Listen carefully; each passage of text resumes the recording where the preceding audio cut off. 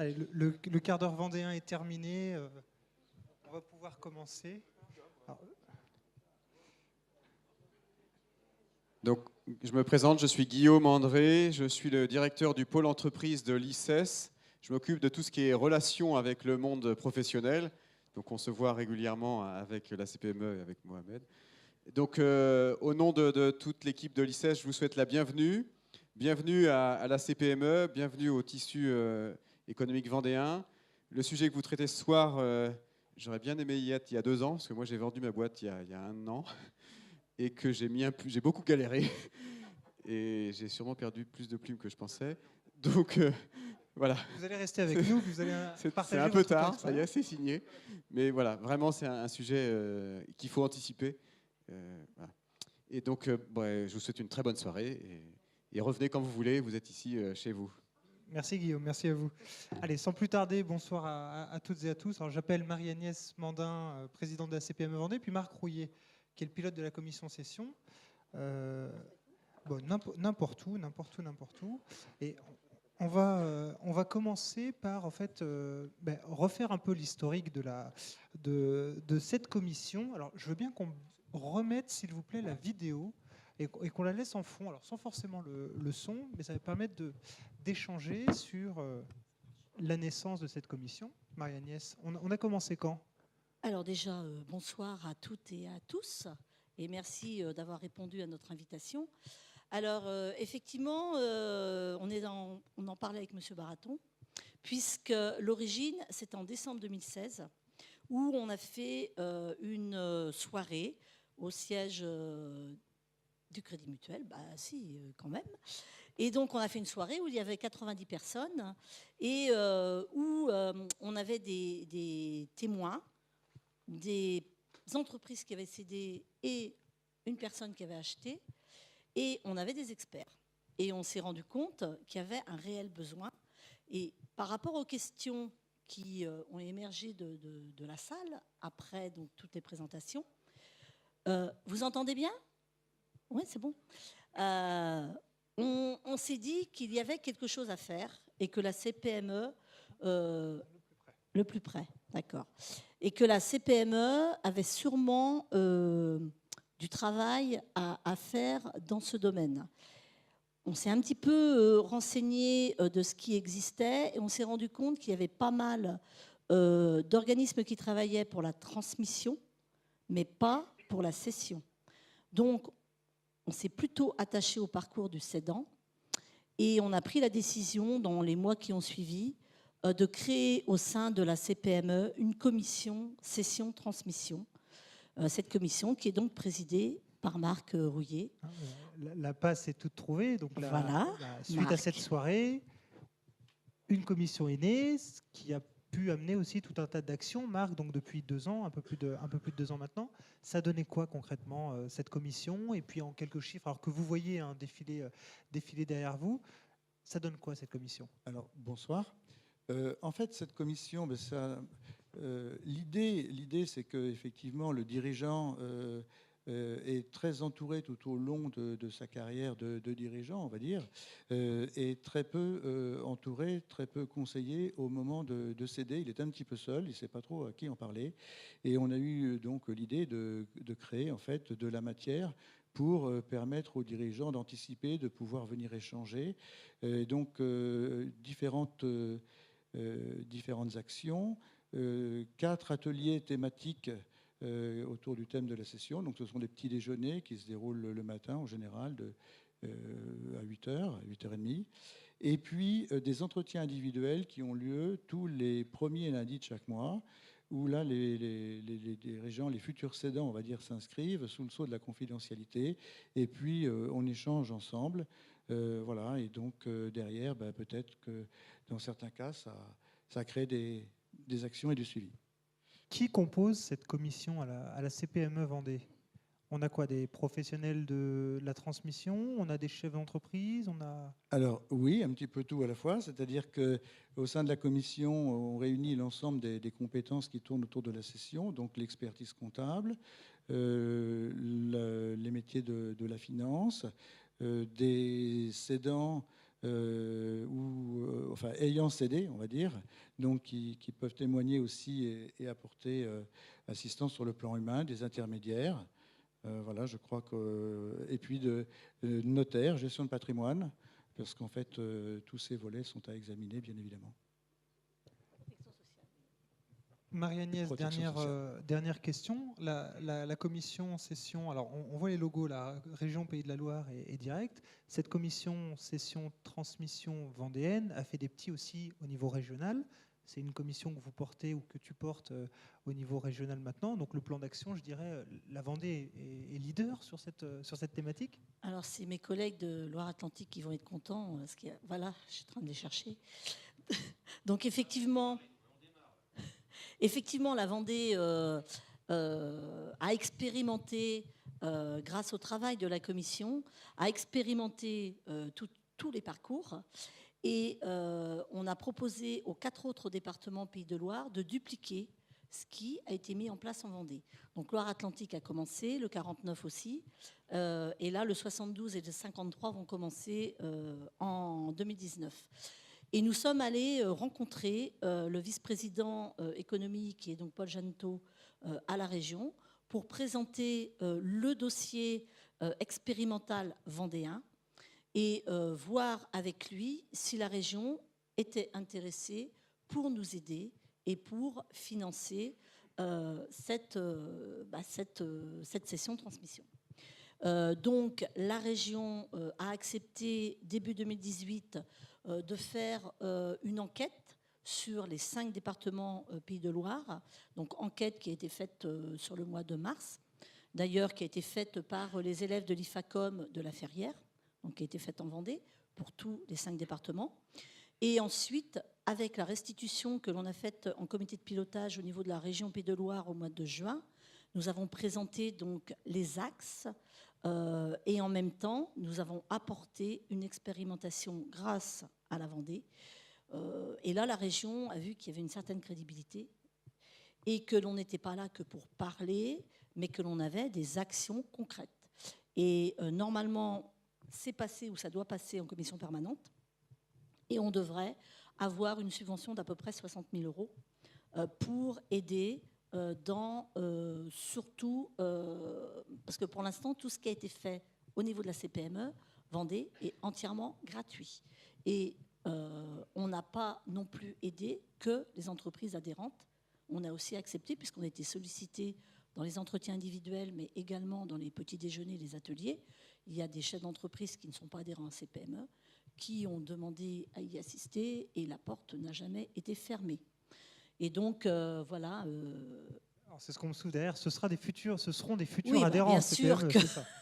bien sûr que l'objectif, c'est de les fidéliser et qu'ils deviennent, ou leurs acquéreurs, deviennent adhérents Plutôt leur CPME. acquéreur. Mais ce que je voulais dire, c'est que voilà, au démarrage, on ouvre vraiment la porte tous les chefs d'entreprise qui le désirent.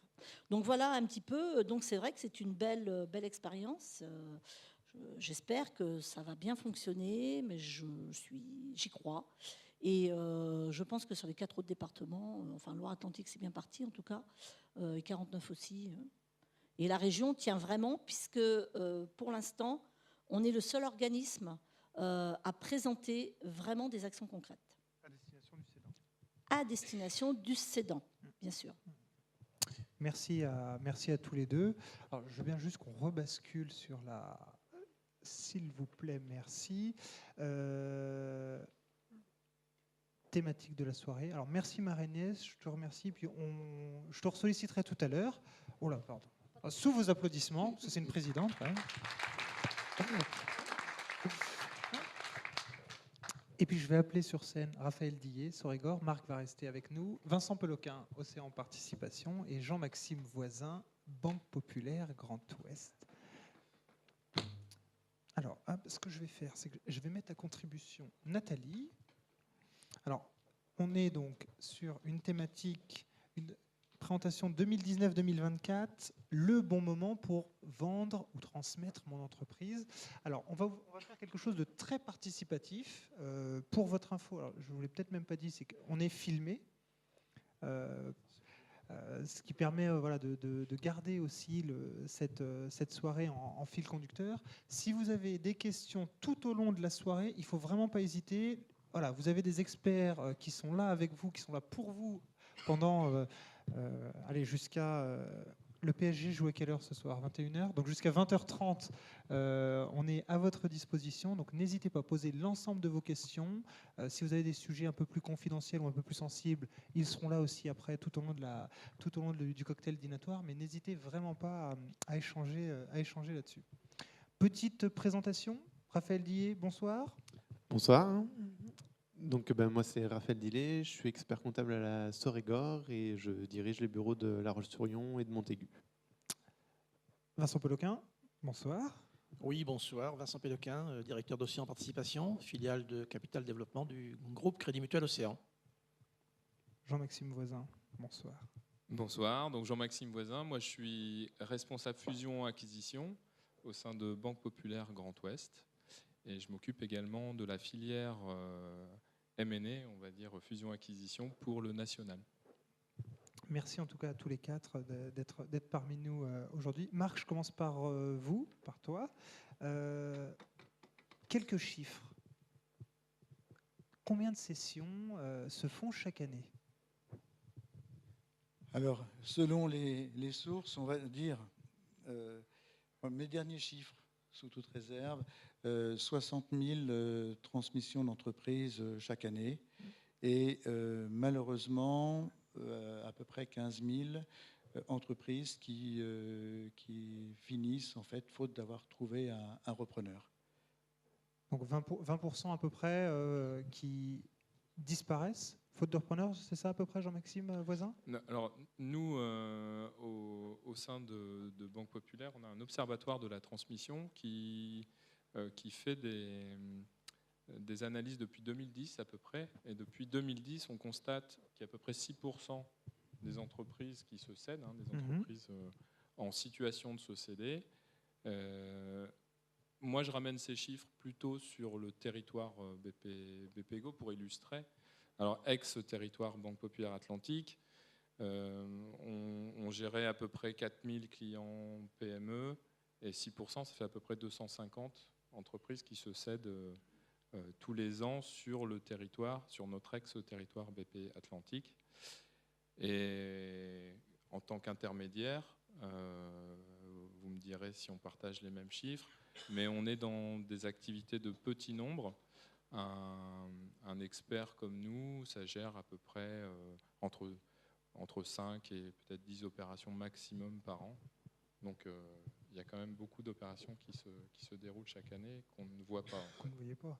Alors, question avant d'entrer dans le vif du sujet. Raphaël Dillet, une transmission, ça se prépare, on va le voir bien entendu, plutôt seul ou accompagné?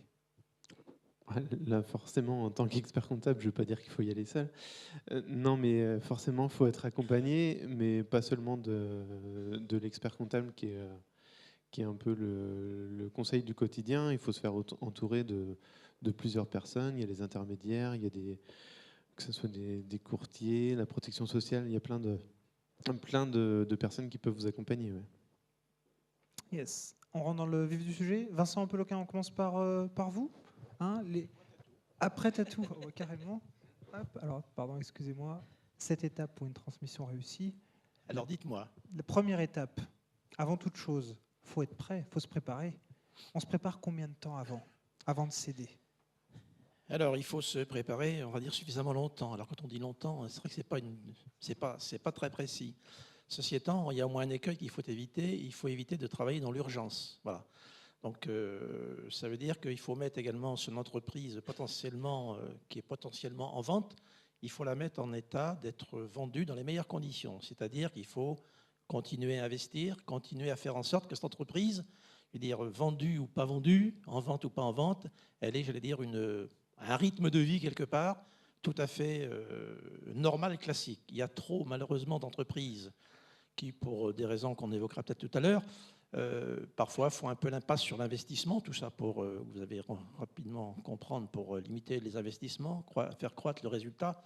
Ceci étant, les spécialistes qui sont autour de moi ce soir, et l'un et l'autre, ils ont très rapidement, et l'acheteur potentiel également, je veux dire, à un moment donné, ils travaillent sur une période relativement longue, et deuxièmement, lorsqu'il y a des amplitudes relativement fortes, ils ont tout fait les uns les autres, et l'acheteur particulièrement, et nous qui les accompagnons également, de corriger ces accidents. Voilà. Donc, il faut, la première des précautions, c'est de faire en sorte que l'entreprise vive sa vie, comme si elle ne devait pas s'arrêter demain. Une entreprise qui sous-investit, qui surperforme, j'allais dire théoriquement, en sous-investissement, ou en faisant éventuellement quelques économies ici ou là, sincèrement, c'est pas un bon présage. C'est-à-dire que l'entreprise, elle doit continuer à vivre normalement. Alors, l'après, la durée, parfois, il y a des sessions qui s'opèrent en 6 mois, d'autres en 1 an et demi. On s'aperçoit quand même que, peut-être que je serai contredit, mais le parcours, il est quand même très long. Voilà, il est long. Et je crois que mon voisin de droite tout à l'heure parlait de l'accompagnement. Et évidemment que le cédant doit être accompagné. Voilà, il doit être accompagné pour 2 raisons. D'abord parce qu'il y a quand même des conseils qui sont là pour le conseiller. Et puis ensuite, un cédant, son objectif, c'est de transmettre, c'est de vendre. Et à un moment donné, il faut qu'il s'enlève également la pression du vendeur. C'est-à-dire qu'à un moment donné, il doit rester en position, certes, de vendeur, mais il doit trouver quelque part un intermédiaire, ses conseils, les officines spécialisées, peu importe, mais pour, s'enlever une pression forte. Parce qu'à un moment donné, l'objectif, c'est d'arriver à se taper dans la main et à définir un prix, se taper dans la main et faire en sorte que la session ait bien lieu.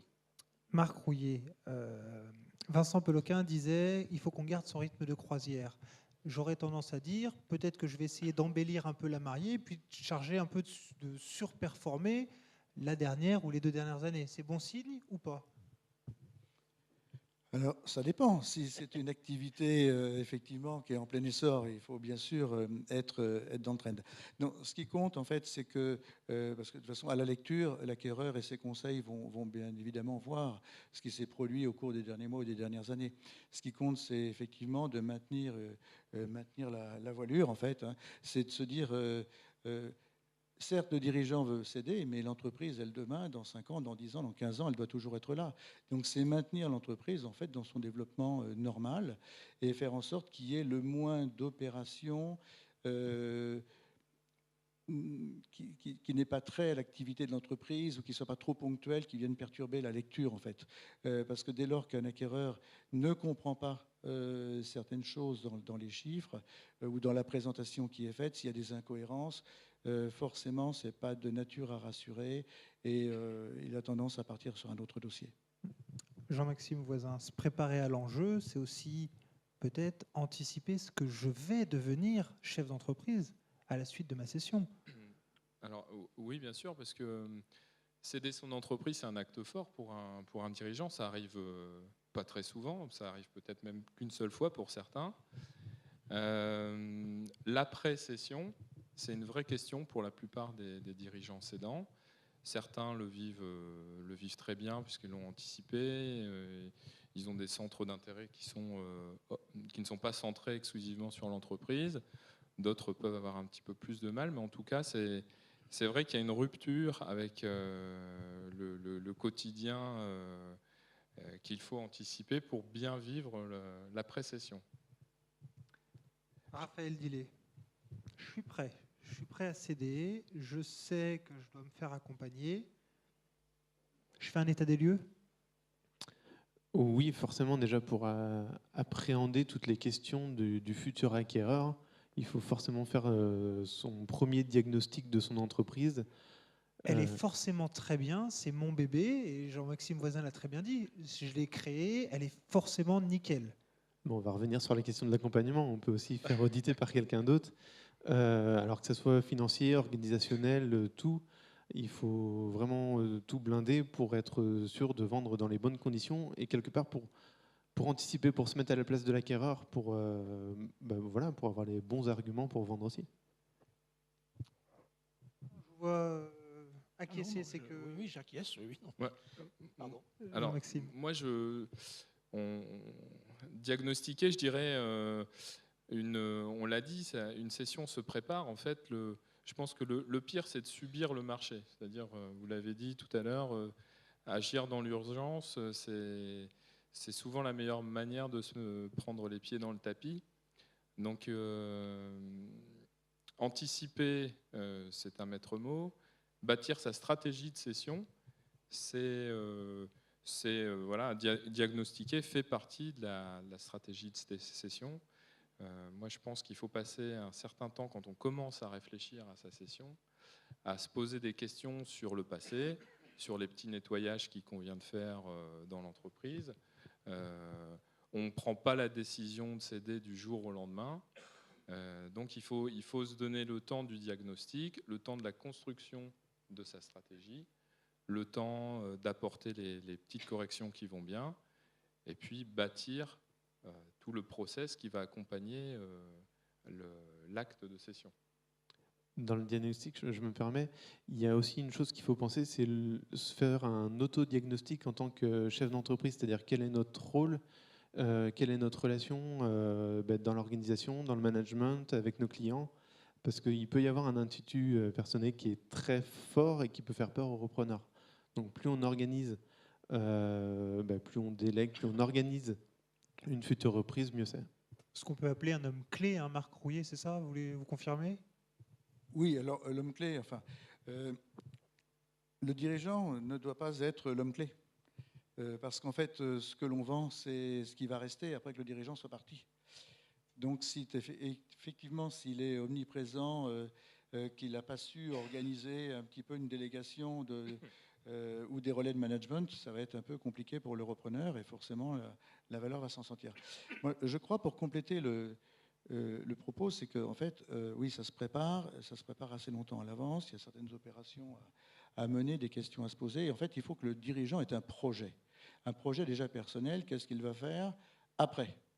Et il doit avoir dans le processus de session ce qui va lui permettre de réaliser son projet pour après. Et non pas quelqu'un qui va prendre sa place, prendre son fauteuil, etc., etc. Donc ça, c'est important. Et donc, il faut aussi un projet pour l'entreprise. Et le projet pour l'entreprise, ça se construit sur plusieurs années. Oui, je confirme. Mais sur le diagnostic, il y a un certain nombre d'entreprises qui sont officiellement en vente, mais où le vendeur n'est pas vendeur. C'est-à-dire qu'on s'aperçoit également que parfois, il y a des gens qui font des tours de piste, parfois très très longs. Et ça, c'est à la fois... alors ça peut être... on lance un ballon d'essai pour voir combien vaut mon entreprise, etc. Et ça, c'est toujours un peu, je ne vais pas dire déplaisant, mais c'est toujours un peu compliqué parce que ça mobilise à la fois beaucoup d'énergie de la part des conseils, beaucoup d'énergie également de la part de futurs acheteurs. Et on s'aperçoit que le dirigeant, pour des raisons qui lui sont propres, il a 62, 63 ans, il se dit, il se considère comme éternel ou immortel et que ça peut encore durer 7 ans, 8 ans. Et ça, dans les gens qu'on rencontre régulièrement, ça fait partie des constats qu'on est amené à faire. C'est-à-dire des gens qui, on peut comprendre, c'est tellement, c'était dit tout à l'heure, je veux dire, sur le plan affectif, parce qu'une entreprise, c'est souvent l'enfant du dirigeant ou du couple de dirigeants. On est certes vendeur, on voit bien qu'à terme, ça ne va pas être autrement, mais on n'a pas vraiment envie de franchir le pas. Et ça, j'allais dire, les gens qui sont autour de moi également sont là pour conseiller, pour les aider à franchir le pas. C'est pour ça qu'il ne faut pas que le dirigeant, je veux dire, soit trop présent. Et après, je reviens au diagnostic. Parfois, il y a également des transmissions qui se font de manière un peu inopinée, forcée, des accidents de la vie. Et j'en reviens à mon premier propos pour dire, c'est pour ça qu'il faut garder la voilure de l'entreprise. Ça a été dit tout à l'heure, si malheureusement l'entreprise doit être vendue dans 3 mois parce qu'il y a un accident grave, j'allais dire, on n'a pas le temps de préparer la mariée, mais il faut quand même que l'entreprise soit jolie parce qu'elle doit quand même continuer. Donc moi, j'insiste beaucoup là-dessus. C'est pas parce qu'on est vendeur qu'on doit changer fondamentalement la vie de l'entreprise. Voilà. C'est normalement mon rythme de croisière normal. J'ai pas forcément plus à faire en vue de préparer une session. C'est ce que vous me dites. Non, mais si c'est plus pour un meilleur lendemain, c'est très positif pour tout le monde. Le vendeur va valoriser mieux, l'acheteur sera dans une dynamique très positive. Quand c'est simplement de l'habillage, on ne peut qu'être circonspect un peu. Ouais. Jean-Maxime. Moi, je dirais que dans les opérations qu'on mène, et pour parler un peu de réussite d'opération, on a plutôt un facteur de réussite dans nos opérations assez élevé, proche des 100%, à condition de remplir deux critères. Donc, le premier, et je rebondis sur ce que vous disiez, c'est d'avoir en face de nous un cédant qui est réellement cédant. Et pour savoir ça, Ça passe par des entretiens qu'on peut avoir avec lui, ça passe par des points de détection qu'on va remarquer dans nos entretiens, le projet du dirigeant, la notion de valeur qu'il se fait de son entreprise. Et donc, ça m'amène au deuxième point qui est je dirais, très important pour réussir son opération, c'est justement la juste valeur de l'entreprise. On en parlera peut-être un petit peu après. Juste après. Donc, je ne vais pas trop en parler. Mais le caractère central du dirigeant homme-clé est clairement dans nos analyses de valeur un critère potentiellement de décote. Qu'une entreprise repose sur un dirigeant qui demain ne sera plus là, c'est clairement un facteur de décote. Donc, on progresse gentiment dans la présentation, mais en effet, voilà, deux critères: avoir un vendeur réellement vendeur, avoir une bonne valeur de fixée. Pour moi, je pense que c'est des critères de réussite fondamentaux. Raphaël Dillet, question qui fâche. Ça vaut combien mon entreprise? Comment je fais pour la valoriser au juste prix? Et c'est quoi le juste prix? On a combien de temps pour y répondre, hein? Parce que là, c'est un très vaste débat. Il y a plein de points à aborder. Non, alors il y a forcément des méthodes de valorisation qui peuvent être très différentes. Souvent, on propose des valorisations qui sont forcément techniques, économiques, sur des valeurs vénales, valeurs de marché, par rapport à la rentabilité. Enfin, il y a plein de critères différents. Souvent, c'est un mix de tout ça. Mais enfin, c'est ce qui est marqué dans les diapos. Le prix de vente final ne sera jamais la valeur qui a été faite par un quelconque professionnel. Parfois, c'est plus. Alors, ça, c'est... je me permets. Quand? Parce que ça me fait plaisir. Parfois, c'est oui. plus. On m'a toujours dit, on a des valos qui sont, je veux dire, surcotés ou surévalués, et on est à chaque fois souvent moins. Vous me dites parfois c'est plus, Jean-Maxime Voisin? Oui, bien sûr, oui, parfois c'est plus. Je le redis. La valorisation, c'est absolument pas un exercice complètement objectif.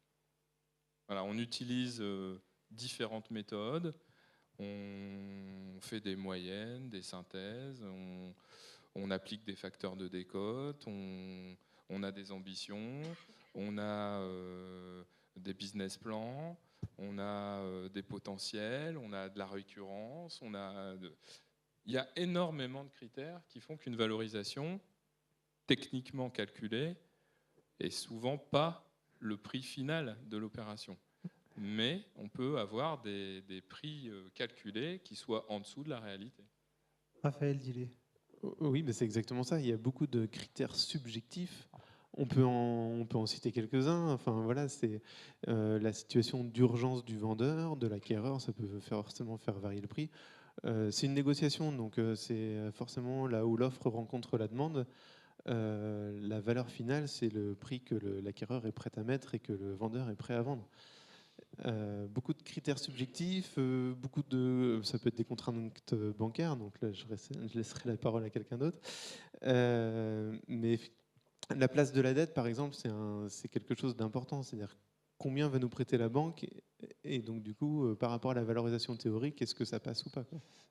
Vincent Peloquin, on peut avoir une valorisation d'une entreprise qui soit non finançable? Seul, par un repreneur. Oui, alors les spécialistes autour de moi, il y a énormément de méthodes. Alors moi, j'ai non pas pour habitude, mais il y a dans des entreprises petites ou moyennes, il y a trois valeurs qui sont simples à comprendre. Il y a la valeur entre guillemets affective. Elle est haute comme ça, celle-là. Il y a la valeur patrimoniale, elle est souvent à mi-chemin. Et puis il y a la valeur économique, malheureusement, elle représente un tiers.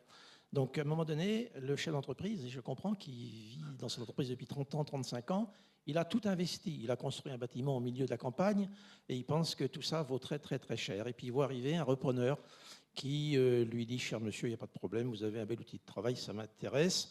Vous avez des clients, ça m'intéresse aussi. Mais votre bâtiment, certes, vous avez dépensé 1 million, mais moi, je considère que ça vaut 200 000. » Donc tout ça pour dire que la valeur, je crois que ça a été dit, mais c'est la réalité, le prix, en fait, la réalisation, la transmission n'a lieu que lorsqu'un acheteur et un vendeur se sont tapés dans la main et que le chèque a été signé. C'est pour ça que c'est très très difficile. Il y a des, enfin, je sais pas des milliers, mais il y a des dizaines de méthodes, mais qui en fait, j'allais dire, sont souvent là pour, je vais dire, un peu sécuriser, tranquilliser.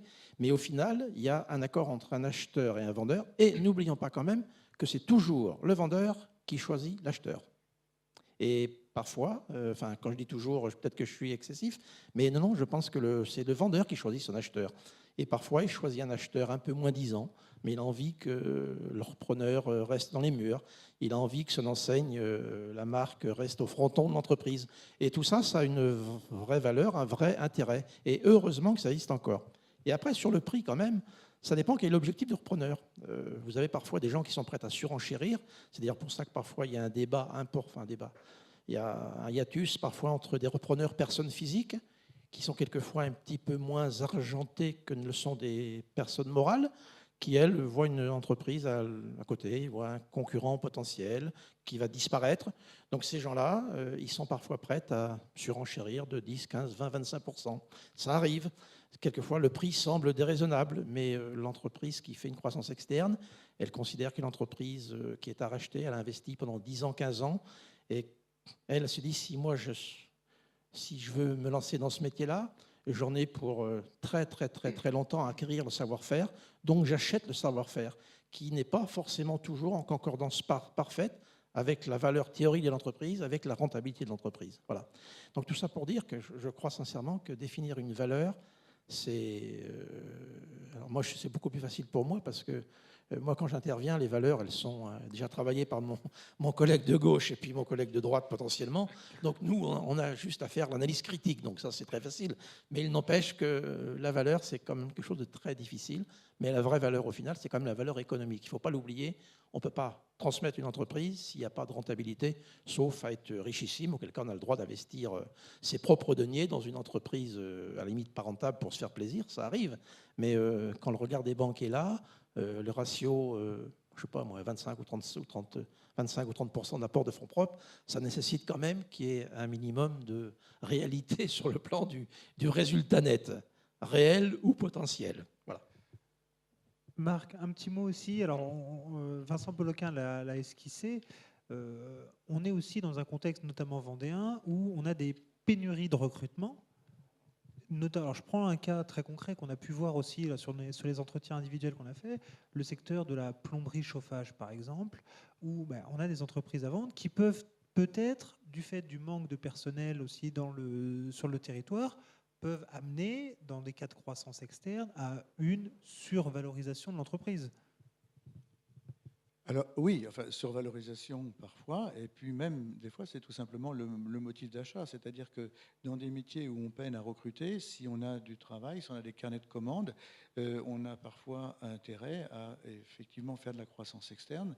C'est un moyen de recruter du personnel qui est déjà formé. De surcroît, il y a aussi sans doute un peu un carnet de commandes dans l'entreprise cible, et donc il y a une émulation. Il y a beaucoup de choses, une synergie à mettre en place. Et ça, on est dans des cas où effectivement, on est sur des calculs, comme disait M. Péloquin, qui sont décorrélés un peu de la valeur qu'on a imaginée au départ de l'entreprise. En fait, c'est un enjeu stratégique. Voilà, il y a 5, il y a 10, il y a 15 personnes, ressources humaines dont j'ai besoin. Voilà, il vaut mieux que ça vienne dans mon escarcelle plutôt que de voir demain un concurrent supplémentaire, sachant que moi j'ai du boulot et je peine à recruter. Alors ça, je tourne le dos à la salle. Si vous avez des questions, il ne faut vraiment pas hésiter. S'il y en a qui ont quelques questions que ce soit. Est-ce qu'on est clair jusque-là ou pas? Vous dormez? Non? Ça va? Allez, on continue. On continue. Jean-Maxime Voisin, on l'a très bien dit, on donne la valo, etc. Le bon prix, c'est avant tout de trouver quelqu'un en face, c'est de trouver un acquéreur. En fait, le bon prix sera celui que le marché va offrir pour l'entreprise. Une fois moi, je pense que la valeur, elle s'étudie aussi avec l'angle du marché.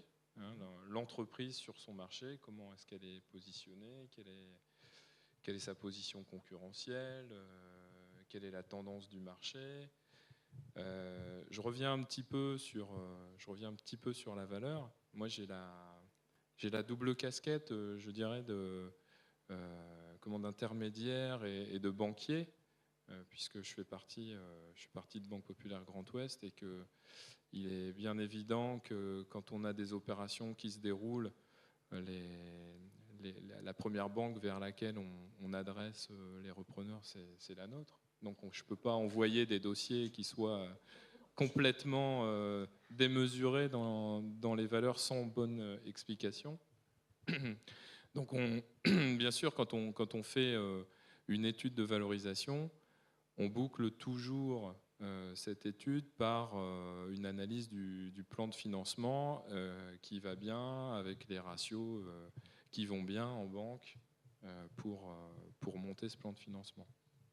Mais la surcote peut venir des éléments que vous avez cités, et bien souvent, quand il y a surcote, c'est une affaire d'actionnaire, puisque ce n'est pas les ratios bancaires qui vont surcoter la valeur. Et donc, qui paye cette surcote? Soit l'acquéreur lui-même sur ses fonds propres, soit quand il est très bien accompagné en haut de bilan et qu'il arrive à convaincre ses partenaires de faire une opération qui est un petit peu au-delà des normes habituelles. Voilà.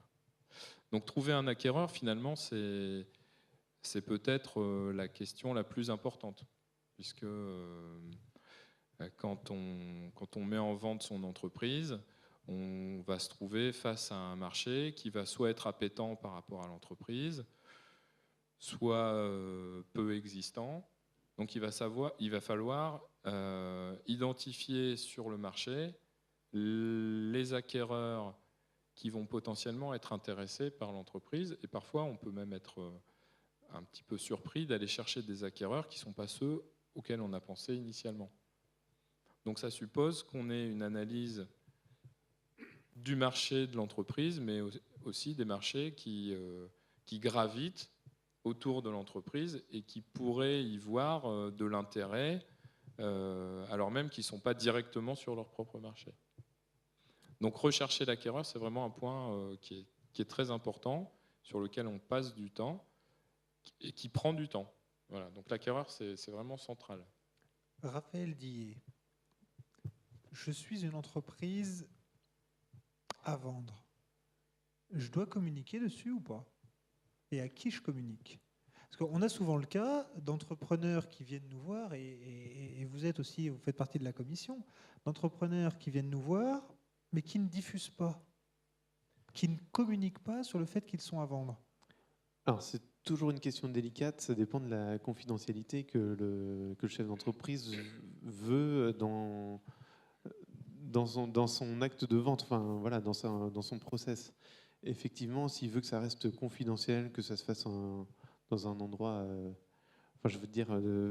fermé, qu'il n'a pas envie de l'afficher à tout le monde, pour pas faire peur aux salariés, où il y a de multiples raisons valables pour ça, forcément, il va aller plutôt chercher des partenaires privés sous le sein de la confidentialité, certains qui ont des carnets d'adresses, etc. Ça peut être nos intermédiaires, par exemple. La passe est toute trouvée, Marc Rouillet. Je communique ou je communique pas quand je suis vendeur? Et vers qui je me tourne? Effectivement, c'est toute la question. La difficulté, c'est si les clients, si les collaborateurs de l'entreprise apprennent que leur entreprise est à vendre par la bande et non pas par la voix du patron, ça peut avoir des effets dévastateurs. Donc au pire, si le patron souhaite, le dirigeant cédant souhaite communiquer, au moins que ce soit lui qui communique et en préambule auprès de ses collaborateurs. L'idéal, de mon point de vue, c'est quand même que ça ne se sache pas de trop, parce qu'une entreprise, on sait qu'elle est à vendre et qu'elle n'est pas vendue au bout d'1 an, 2 ans, devient compliqué. Ça devient compliqué pour tout le monde, pour les clients, pour les collaborateurs qui tardent à voir quelqu'un d'autre arriver, etc. Donc la confidentialité, c'est pas mal. Vincent Peloquin, je vous vois encore opiner du chef. Non, j'opine parce que je confirme. Non, je confirme que je crois que c'est mieux de rester dans un cercle relativement restreint pour ne pas inquiéter, j'allais dire, les salariés, certes, les clients, les fournisseurs, et faire en sorte que l'entreprise, quelque part, ne se dévalorise pas. Donc, il faut qu'il y ait un cercle relativement restreint. Mais force est de constater qu'il y a des, quand les spécialistes opèrent, un acquéreur, 2 acquéreurs, 3 acquéreurs, au bout de quelques mois, le secret, ça devient un secret de polichinelle. Et je confirme également ce qui vient d'être dit à ma droite. Quand une entreprise, on sait qu'elle est en vente depuis, il y a quelques exemples, depuis 2 ans, 3 ans, ça arrive. Donc, je vais dire, à chaque fois qu'on avance dans le temps, l'acquéreur potentiel qui se présente, il perd quelques atouts, parce que ça devient, quels que ce soit les banquiers ou nous, quand je dis nous, Fonds de capital développement, on s'interroge, parce qu'une entreprise, une grande entreprise artisanale, une entreprise industrielle, j'en ai quelques-unes en tête, qui sont sur le marché depuis 2 ans, 3 ans, on se dit c'est pas possible. Derrière, il y a quelque chose qui n'est pas très clair. Voilà, donc le doute s'installe. Donc on va dire, restons relativement secrets. Un cercle évidemment de confiance, il faut qu'il existe, mais il faut que ça aille quand même relativement vite dans les contacts sérieux. Quand ça dure dans le temps, c'est un peu inquiétant quand même. Raphaël. Quand on reste dans le cercle fermé, on a eu plusieurs cas dans les entretiens individuels où la question revient souvent, comment faire, à qui je m'adresse, etc. Et on leur pose la question, est-ce que vous avez pensé à vos salariés, à votre cercle familial? Et souvent, c'est une première question qui n'a même pas été évoquée dans le cercle familial, donc il faut aussi y penser. Ouais. Jean-Maxime, vous m'avez donné un gros mot, enfin 3 lettres, MBO. Oui, en fait, ce sont des opérations qui consistent à transmettre l'entreprise au cadre de l'entreprise, avec intervention ou pas en haut de bilan de fonds d'investissement. C'est des schémas qu'on rencontre. Je ne veux pas dire très souvent, ce n'est pas ce qu'on fait en majorité, mais il nous arrive d'étudier ces schémas. On le voit de plus en plus, la transmission en interne des salariés. Alors, on fera un mot tout à l'heure sur la transmission familiale, mais cette transmission à des salariés, on le voit vous le jugez comment là, sur ces dernières années? La question est ouverte à tous les 4. Hein. Non, alors moi, personnellement, je n'ai pas d'expérience dans ce type de transmission à des salariés. À des scopes, vous pensez peut-être à ça? Enfin, bon. Peut-être. Donc non, moi j'ai pas d'expérience de ce type-là. Par contre, des opérations de transmission à du management en place, ça oui, c'est même plutôt encouragé. Les banques aiment bien, les partenaires aiment bien. Pourquoi? Parce que finalement, qui connaît le mieux l'entreprise que les cadres qui y travaillent depuis un certain nombre d'années? Donc c'est plutôt un facteur rassurant pour le partenaire qui va accompagner. Rassurant pour les salariés aussi. Rassurant pour tous les autres salariés aussi, parce qu'ils connaissent déjà leur cadre. Donc. Marc Rouillet, un mot sur la transmission familiale, qui est un peu différente. C'est-à-dire que voilà, je suis peut-être un patrimonial emblématique. J'ai monté la structure, elle s'appelle effectivement Plomberie Abdouni ou Boulangerie Abdouni. J'ai une dizaine de salariés maintenant et je veux transmettre à mon fils. Ça se gère peut-être un peu différemment. Comment est-ce qu'on l'aborde? Comment est-ce qu'on l'accompagne, cette transmission? Alors oui, ça se gère évidemment différemment parce qu'on a le facteur humain là, qui va rentrer en ligne de compte, qui est le facteur numéro 1. Donc déjà, comment ça se passe au niveau familial, c'est-à-dire la relation entre les parents et les enfants au sein de l'entreprise. Après, la composition de la famille, est-ce qu'il y a aussi des frères, des sœurs qui ne sont pas dans l'entreprise et comment ça va se passer?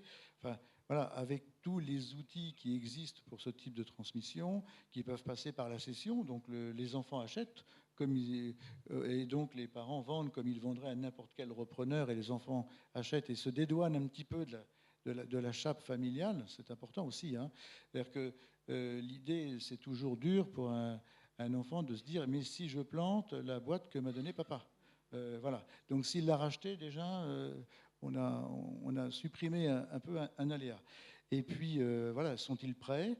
Pourquoi sont-ils dans l'entreprise? Qui veut? Est-ce que c'est les parents qui veulent que les enfants reprennent, ou est-ce que ce sont... Enfin, voilà, donc il y a tout un côté humain qui est un peu plus complexe et qui, de mon point de vue, doit être traité en amont.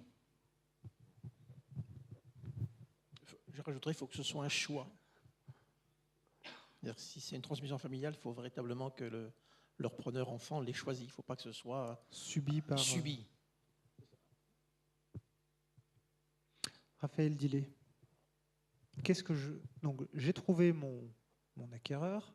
Qu'est-ce que je vends?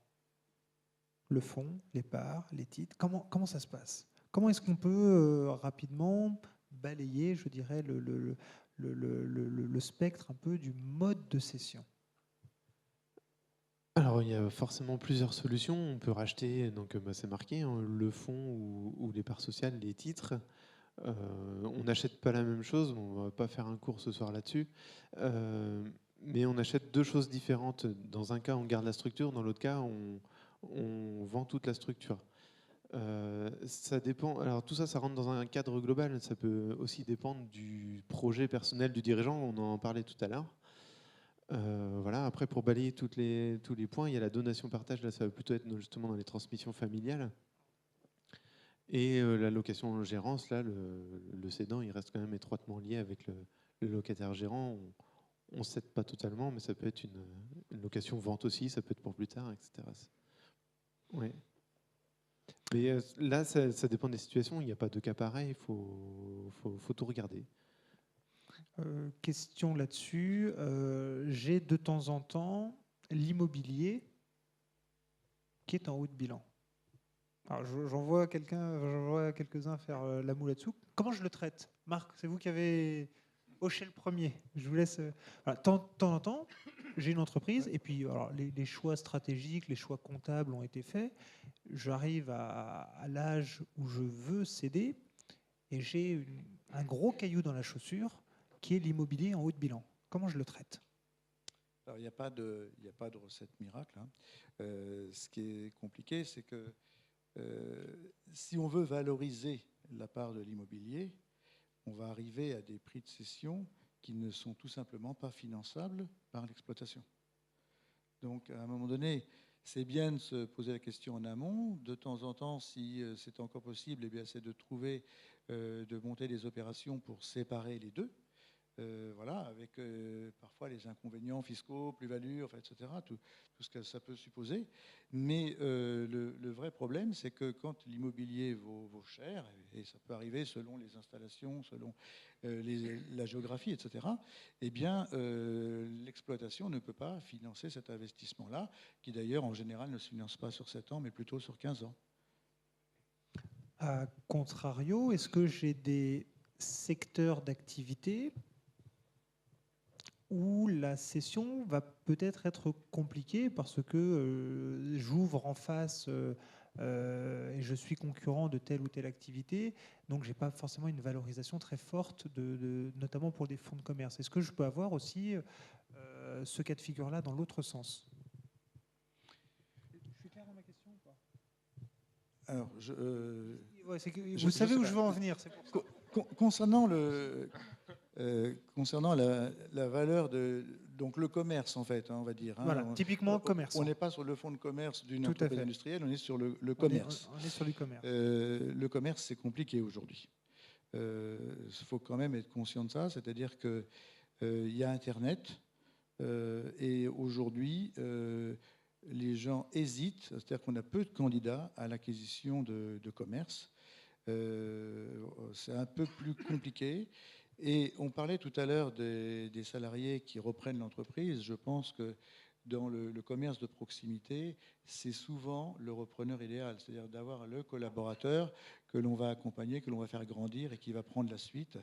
C'est le schéma, je dirais que j'aurais tendance à flécher a priori. Jean-Maxime Voisin, sur des secteurs d'activité, alors l'idée n'est pas de désespérer l'audience, mais est-ce qu'il y a des secteurs qui sont un peu plus compliqués que d'autres?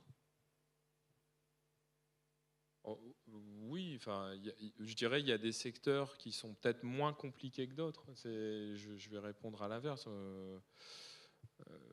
Forcément, enfin, la cession d'entreprise, ça suit aussi une certaine tendance économique. Enfin, je dirais tous les secteurs un peu plus innovants ou high-tech ou un petit peu en avance sur leur temps ou de niche auront tendance peut-être à intéresser davantage des acteurs qui se posent déjà la question de projets de recherche sur ces sujets-là et qui verront la possibilité de gagner du temps en faisant ce type d'acquisition, pardon. Et puis à contrario, des secteurs un peu plus traditionnels, on vont peut-être avoir un peu moins d'appétence sur le marché, enfin, moins trouver d'appétence sur le marché. Mais je dirais à chaque entreprise, on a un cas particulier. Vous pouvez avoir des secteurs tout à fait traditionnels qui fonctionnent, enfin des entreprises sur des secteurs traditionnels qui fonctionnent de manière excellente, enfin avec des ratios qui sortent des normes. Voilà, enfin, je dirais il n'y a pas deux cas pareils. Hein. Mais c'est vrai que le marché sur lequel évolue l'entreprise, c'est quand même un critère qu'on prend en compte dans l'évaluation et puis dans la facilité de recherche de l'acquéreur. Raphaël Dill. L'avantage qu'on a sur ces fonds de commerce ou sur ce commerce traditionnel, c'est qu'il y a beaucoup d'expérience. Il y a beaucoup de fonds qui sont vendus, donc on a des ratios, on a des normes pour la valorisation, on a des tendances de marché. Donc là, on a beaucoup d'indicateurs qui permettent de sécuriser la vente ou au moins le prix de vente. Donc déjà là-dessus, on connaît, on sait faire et il n'y a pas trop à se tromper en fait.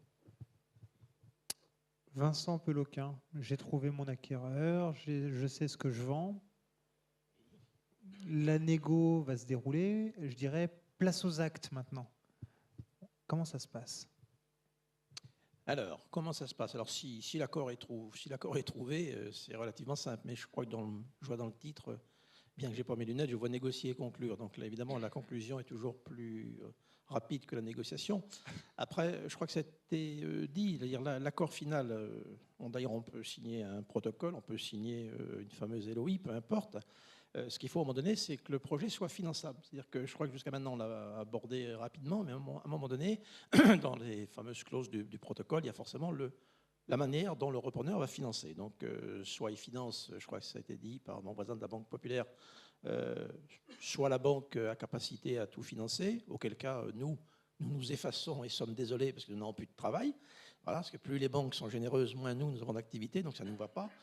J'y reviendrai tout à l'heure. Soit éventuellement le repreneur, il a besoin, j'allais dire, de renforcer ses fonds propres avec au-delà de son apport, et c'est là que nous pouvons intervenir en venant à ses côtés, renforcer, j'allais dire, le niveau de fonds propres tout simplement, ce qui permet ensuite aux banquiers, à mon voisin de gauche, entre guillemets, de finaliser le plan de financement.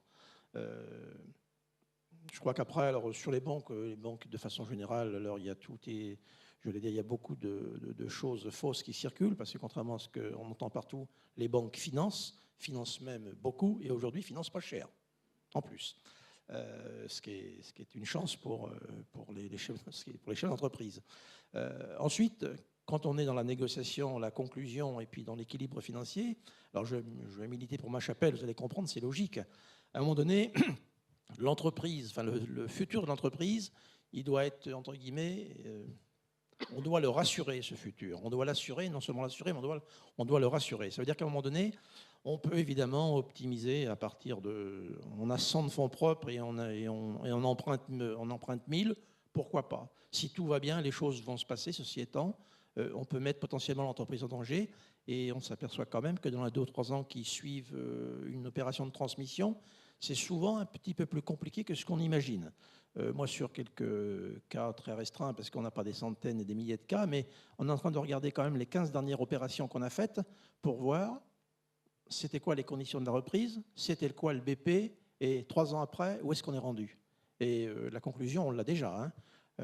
On va essayer de voir pourquoi on n'y est pas, mais la conclusion sur les 15, il y en a, allez, on va dire 12-13 qui ne sont pas du tout au rendez-vous. Quand je dis pas du tout, ça ne veut pas dire qu'il n'y a pas péril dans la demeure, mais entre ce qu'on avait imaginé et là où on arrive, il y a un écart qui est dû, je crois que ça a dit tout à l'heure, entre autres, quand un chef d'entreprise est très investi, il vend son entreprise, on perd très souvent, même si on ne veut pas que ce soit un homme clé, mais c'est quand même toujours un homme clé, le dirigeant, surtout dans les structures de taille moyenne. Et puis ensuite, le repreneur qui est toujours très ambitieux, et c'est bien, parce qu'il faut être ambitieux quand on opère une reprise, mais il faut aussi être parfois un peu réaliste. Et on oublie que l'environnement autour de la reprise va fondamentalement changer.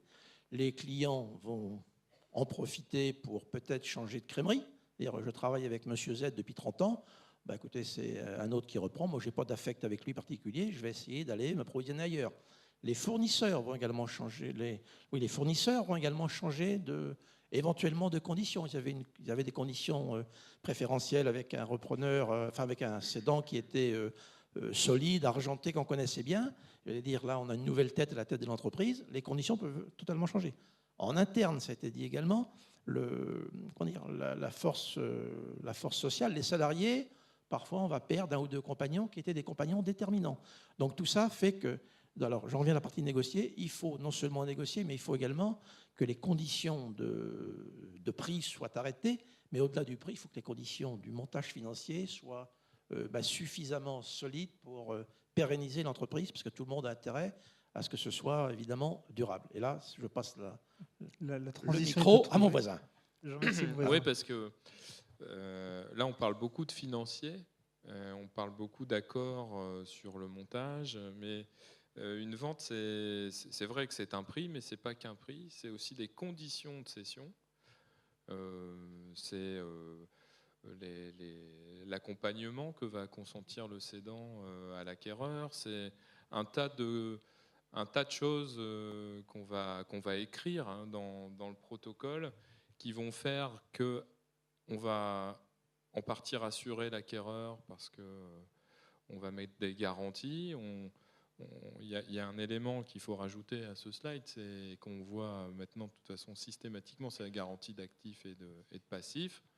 Bon, se mettre d'accord sur un prix, c'est une chose. Se mettre d'accord sur des conditions d'accompagnement, divers petits points comme ça, c'est encore autre chose. Et la garantie d'actifs passifs, je peux vous assurer que c'est encore un bon morceau à avaler.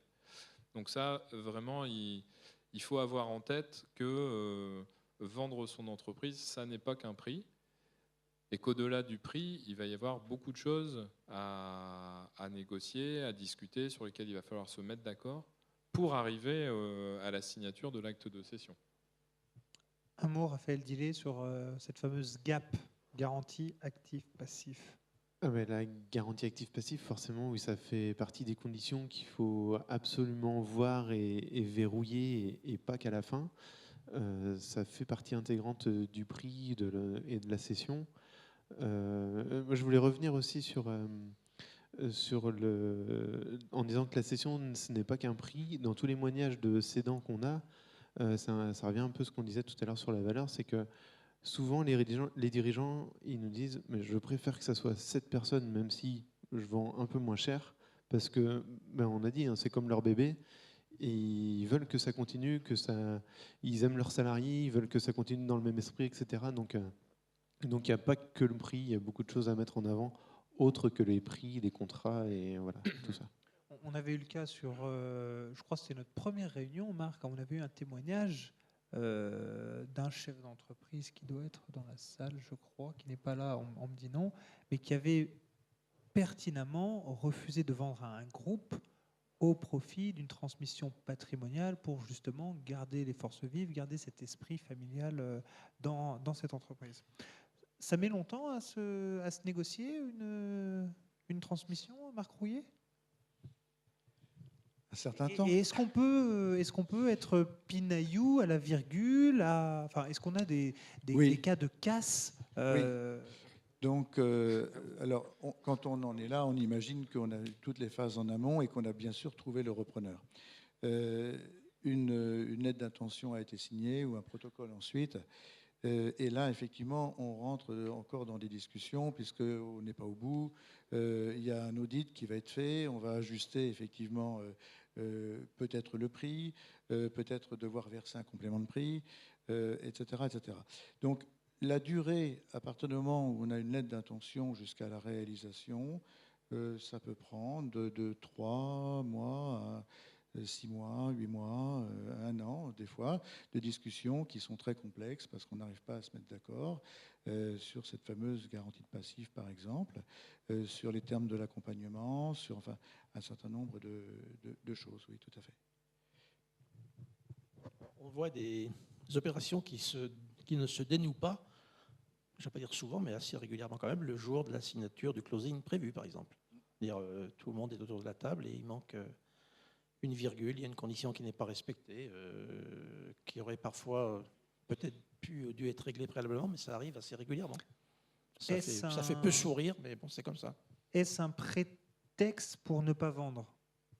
Est-ce que c'est que je ne suis pas forcément prêt à céder? Non, quand ça arrive, ça veut dire qu'il y a eu à un moment donné, entre les conseils, les différents conseils, parfois il y a eu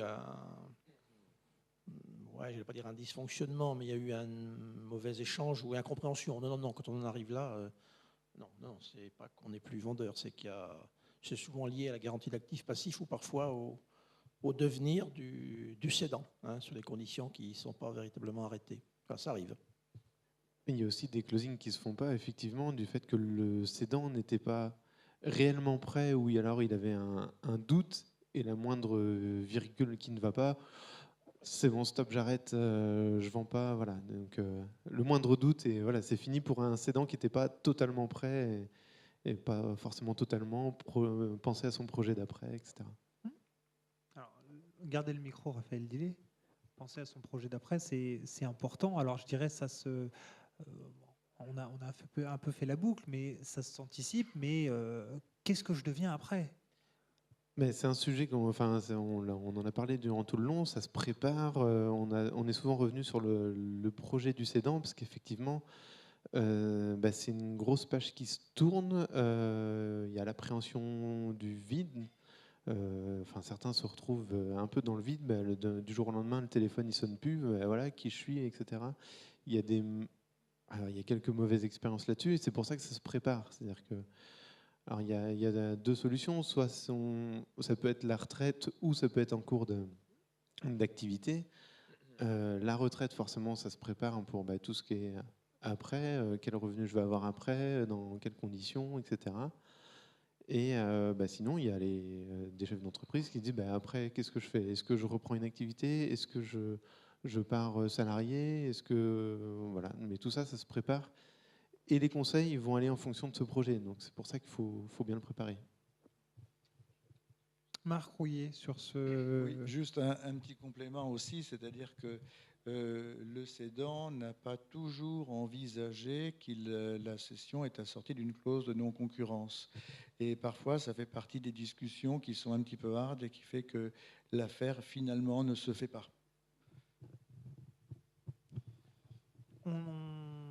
On a beaucoup de... Alors, je vais être un peu plus général dans ma question. On a beaucoup de cédants qui repartent sur un projet de reprise d'entreprise, ou pas? Jean-Maxime Voisin. Alors, moi, je répondrais peut-être par la statistique, c'est-à-dire qu'aujourd'hui, on va dire que presque un cédant sur deux a moins de 50 ans, voilà, à peu près, quoi. Donc, quand on a moins de 50 ans, on n'a pas fini sa carrière professionnelle. Donc, on a des cas de figure où on cède des très belles entreprises et les dirigeants ont du patrimoine suffisant pour pas reprendre d'activité. Mais à cet âge-là, en général, il y a d'autres projets qui se mettent en œuvre. On est là sur une session plutôt choisie. C'est pas une session. Alors je me tourne aussi sur des retours d'expérience qu'on a. Très concrètement, des gens qui en ont par-dessus la tête et qui veulent céder, qui ont acheté il y a 5, 7, 10 ans, qui ne veulent plus vivre, parce que c'est aussi compliqué de gérer une entreprise au quotidien, et qui disent stop, je vends pour revenir salarié pour refaire complètement autre chose. Donc on a ce cas, effectivement, Jean-Maxime Voisin, d'une transmission choisie. Je fais peut-être une valorisation aussi, je fais peut-être un coût financier, je repars sur un projet. On a aussi, Marc, de plus en plus, ces cessions qui sont un peu, alors je ne vais pas dire dos au mur, mais Oui, compliquées. dans la TPE, PME, clairement, oui, le fait, au bout de quelques années, de se dire, bon ben voilà, j'en ai assez de faire 12 ou 14 heures par jour ou d'avoir des problèmes avec les fournisseurs, les collaborateurs, le banquier, ou etc. Enfin, tout ce qu'on peut imaginer de la vie d'un chef d'entreprise et qui souhaite effectivement passer à autre chose. Et qui retrouve souvent un emploi, effectivement, de salarié ou de cadre dans une autre entreprise. Oui, ça arrive, ça arrive. Je ne saurais pas dire en quelle quantité, ce que ça peut représenter, mais en tout cas, c'est beaucoup moins fréquent, enfin beaucoup plus fréquent, pardon, qu'on imagine. Oui. Comme des cédants qui, après avoir fait une période salariée, reviennent à l'entreprise. Donc nous, il nous arrive on a vendu plusieurs fois les mêmes entreprises. Hein. On est dans un service qui a plus de 20 ans. Alors moi, j'y suis pas depuis 20 ans, mais et on a des entreprises qu'on a vendues plusieurs fois. On a des dirigeants qu'on a accompagnés à la cession et qui sont positionnés à l'acquisition sur d'autres dossiers qu'on avait à la vente. Donc oui, les gens ont des vies successives comme ça. On peut être chef d'entreprise à un moment, salarié, revenir chef d'entreprise. On voit ces cas de figure. Raphaël Dillet, c'est difficile de lâcher son bébé, c'est-à-dire que, alors on le voit là, sans oublier de respecter les engagements pris pour faciliter la période de transition. Alors on l'a et on l'a aussi sur certains repreneurs qu'on accompagne de temps en temps, où très concrètement, le cédant qui est là pendant 6 mois, c'est ce qui est mis dans le protocole généralement de suivi, vient tous les matins à 8 heures, continue de mettre la tête au-dessus de l'épaule de l'assistante pour vérifier les chiffres, et au bout de 2 mois, on dit basta et on termine. Comment est-ce qu'on le vit ça? Comment est-ce qu'on le gère? Et est-ce que vous auriez des conseils à donner à des cédants? Alors pas lâcher les clés et puis blackout, mais comment est-ce qu'on peut faciliter cette transition? Alors non, effectivement, il y a toujours une période de transition qui est fortement conseillée pour le passage de clés. Après, la durée et l'investissement du cédant, c'est toujours une question un peu compliquée à gérer. Combien de temps parce qu'il y a deux choses. Le cédant, il a envie de tout dire, tout donner, et puis quelque part, c'est un peu son bébé, il a du mal à lâcher, comme on l'a dit. Et il y a aussi le repreneur qui dit bon, ben oui, mais moi j'aimerais bien changer un peu les choses, vivement qu'il me lâche pour que je puisse faire ce que je veux. Donc voilà, il faut réussir à mixer les deux. Il ne faut pas que ça soit trop long non plus, parce que c'est le repreneur qui va en avoir marre. Et voilà, donc un bon timing, là, ça a déterminé avec lui, mais je dirais 3 mois, 6 mois, c'est le maxi, 6 mois. Mais ça reste mon avis, mais bon. Vincent Peloquin, 3 à 6 mois. Oui, non, mais souvent on s'aperçoit que les durées plus longues qui sont parfois prévues, y compris dans l'acte officiel de cession, ouais, au-delà de 6 mois, 12 mois, souvent ça clash ou c'est à la veille de clasher. Je crois que les intérêts sont un peu contradictoires. Donc il faut aller vite, il faut aller raisonnablement vite, mais il faut que faut que ça se passe bien quelque part à un moment donné. Je crois que la fierté du cédant elle réside aussi dans le fait que la transition se passe très correctement. Donc bon, ça dépend également. Il y a des repreneurs qui sont pressés, d'autres qui le sont moins. Je crois qu'il y a pas de règle. Je crois qu'on est vraiment on n'est pas sur de l'économie, on est sur de la psychologie, sur de l'humain, et c'est vachement important. C'est pour ça que parfois, il faut aussi faire comprendre aux repreneurs qui étaient un peu pressés. Il n'est pas forcément à 15 jours ou un mois près. J'allais dire, l'entreprise fonctionne, l'entreprise va, donc il n'y a pas d'urgence. Par contre, une chose sur laquelle il faut que le cédant soit clair, c'est les clés du camion, il faut évidemment les donner à quelqu'un d'autre. À un moment donné, la responsabilité, elle est transférée. Après, il faut que ce soit vraiment de l'accompagnement. Il faut également que les salariés s'adressent aux futurs dirigeants et non pas à l'ancien dirigeant. Et ça peut paraître très simple, mais c'est parfois très compliqué pour des gens. Quand vous avez vécu avec un collaborateur pendant 25 ans, 30 ans, et vous voyez un jeune arrivé, pour si peu qui vous donne l'impression d'aller dans une direction qui qui ne vous convient pas parce que peut-être que vous ne partagez pas tout, c'est compliqué pour l'ancien dirigeant de rabrouer également son ancien collaborateur. Donc ça, enfin, on est sur de l'humain de toute façon, j'allais dire, sincèrement, dans tout ce qu'on a discuté ce soir, je n'allais pas dire que l'économique, c'est le plus facile à cerner au final. Hein. C'est le plus facile. Hein. Et pour ça, il y a des chiffres, il y a des barèmes. Le reste, c'est beaucoup, beaucoup d'humains. Et une entreprise, quelle qu'elle soit, petite ou grande, sa richesse, ça paraît très basique, mais ce ne sont que les hommes et les femmes qui la composent. Donc, il faut savoir naviguer entre les tempéraments des uns et des autres. Et ce n'est pas toujours simple. Et je dirais, je peux me permettre, on va dire ça, c'est parfois d'autant moins simple qu'on vient d'un grand groupe, parfois. C'est-à-dire que quand on vient d'un très grand groupe, on sait faire plein de choses, mais on est habitué à travailler avec je veux dire, beaucoup de gens avec vous qui vous nourrissaient, qui vous amenaient des reportings et compagnie. Et demain, vous passez dans une entreprise beaucoup plus petite, vous allez devoir être un petit peu l'homme ou la femme à tout faire. Et ça ne demande pas les mêmes compétences. Ça ne veut pas dire que vous n'êtes pas apte à le faire, mais vous changez véritablement on change de culture. Hein. Voilà. Mais bon, la vraie richesse, c'est les hommes et les femmes. Je crois qu'on a de cesse de le dire, mais c'est la réalité. C'est la réalité. Et heureusement, il faut que ça dure, ça. Hein. Il faut que ça dure. Lorsque ce ne sera plus que de l'économie, on sera dans le 440 avec tout ce que ça comporte de choses certes intéressantes, mais quelques excès aussi. Hein. Voilà. Pas à la CPME, hein, Marc Rouillet, Non, pas, voilà, pas encore, hein, je pense pas. L'humain, c'est important, c'est primordial dans ce genre de... C'est tout. En fait, c'est vrai que l'entreprise a sa vie, elle a son fonctionnement indépendamment des hommes, hein, parce que c'est ce qui fait qu'elle perdure. Mais au quotidien, ce sont bien les hommes et les femmes qui la composent, qui l'animent, qui la font vivre, qui font les valeurs. Une entreprise, c'est d'abord un ensemble de valeurs. On ne l'a pas trop abordé, effectivement, mais les valeurs portées par l'entreprise, ça aussi, ça se vend et où ça s'achète. C'est indispensable. Merci à vous quatre. Est-ce qu'il y a quelques questions, interrogations de la part de la salle? Oui. Alors, on va d'abord les applaudir. Effectivement, Serge. Merci. Merci à vous quatre.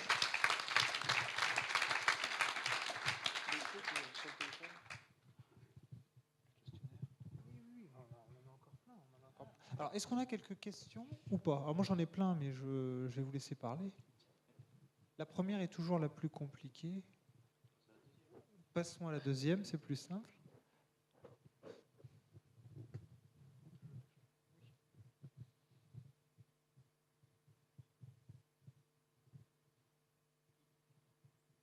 J'ai peur que vous dormiez, ça m'inquiète. C'est parce qu'on a dû être super clair.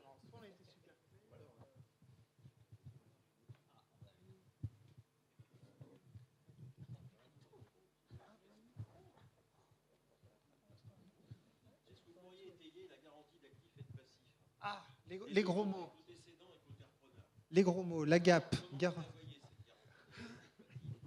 Alors.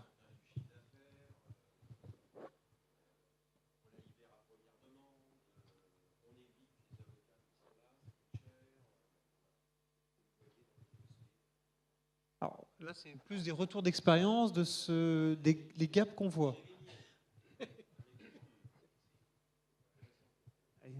Allez, qui se mouille? Enfin, tous les cas sont bien à partager, mais non, bah alors, qu'est-ce que je peux dire sur la garantie d'actifs passifs? Forcément, il faut, à mon sens, mettre un seuil de déclenchement, un plafond. Après, sur les valeurs, là, c'est pareil, il n'y a pas de cas pareil. C'est-à-dire que selon les conditions de la vente, on va avoir des tendances à être plutôt fort, plutôt faible, selon le diagnostic qui a été fait aussi sur l'entreprise. On parlait de diagnostic. On va mesurer les risques. Donc, en fonction de tout ça, chacun va venir avec son conseil, avec une estimation de gap qui paraît cohérente. Voilà, sur le seuil, le plafond et la durée. Enfin, je ne sais pas quoi dire de plus, à part que c'est un ensemble, tout ça. Bah,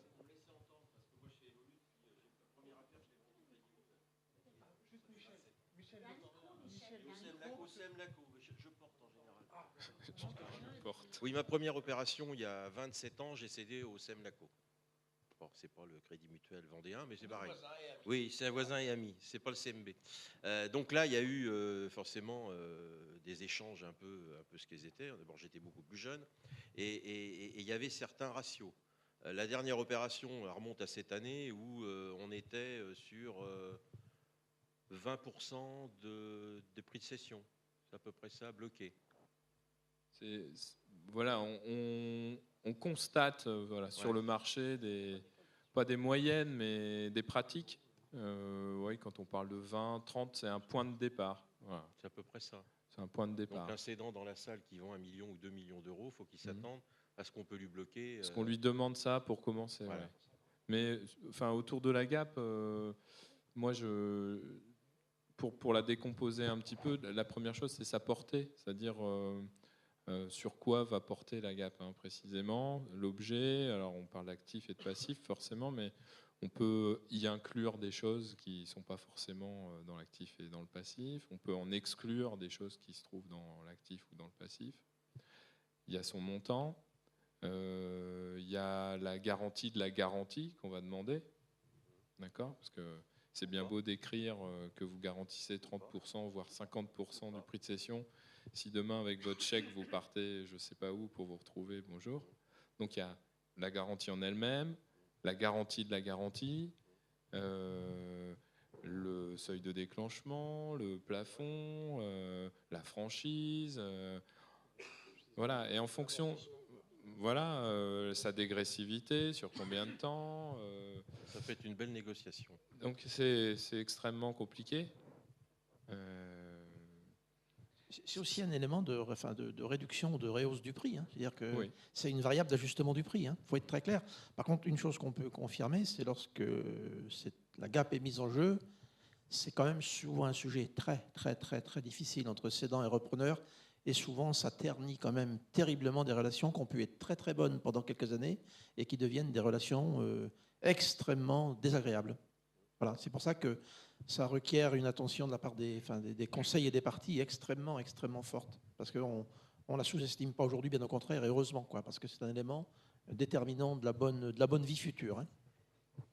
Oui, aussi au-delà de l'aspect fiscal, social, etc., de la traditionnelle gap, il y a des sociétés, par exemple, je pense aux sociétés qui fabriquent et qui apportent une garantie derrière. Donc il y a aussi, sur la gap, il y a aussi le volet client, voire fournisseur, etc. Donc ça va vraiment, il n'y a pas de règle. Chaque entreprise, ça va être différent en fonction du prix, de ce qu'a demandé l'acheteur, de la nature de l'activité, etc., etc.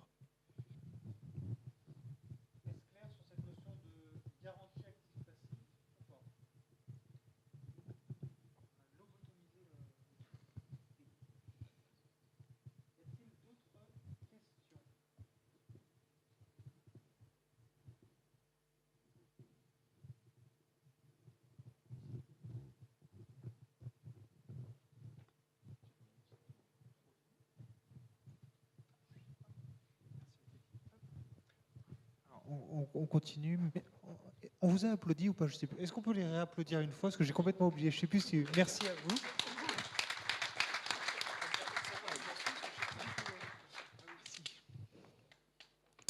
Marc Rouillet, je vous redonne la parole. On a vu quelques éléments pour, je dirais, préparer au mieux.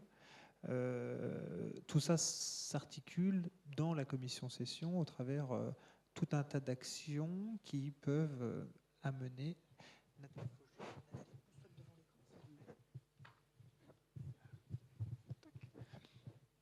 Alors pour ceux dans la salle qui sont en phase de transmission, on a un petit autodiagnostic. Alors Marc va en parler peut-être mieux que moi, puis je te laisse la parole.